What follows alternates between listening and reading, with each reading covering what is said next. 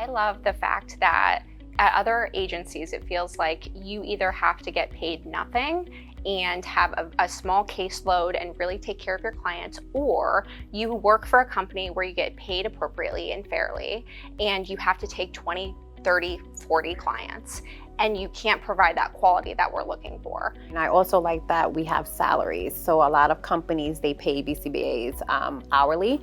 And sometimes if they can't make it to work and they need to make up those hours, their quality of life it interferes with their quality of life, So having a salary, having benefits, having a 401k, all of those things are very important. I don't know of another company. I personally haven't worked for another company where my health insurance is 100% paid for. And it was actually really helpful this year knowing that I was having a baby and knowing that 40% of our family's health insurance was also paid for on top of my health insurance being paid 100%.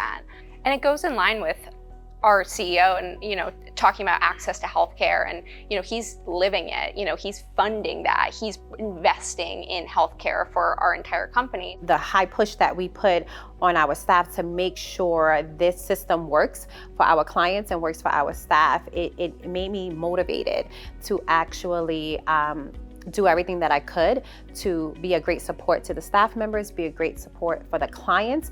And with that push, I noticed that I was able to be promoted to different levels. So I did go from a BCBA to a clinical director and now the corporate director of assessment within a year. So something that is really unique about our organization is the levels program. And so what I saw as a BT, what I noticed was there was a huge jump between RBT up to BCBA. RBT, the education level is minimum, you have to have a high school education. The BCBA, you have to have a master's education. What our organization does is we have a levels program where the RBT is able to grow professionally through level 1, 2, and 3. They have to actually do continuing education credits within the organization through the academy.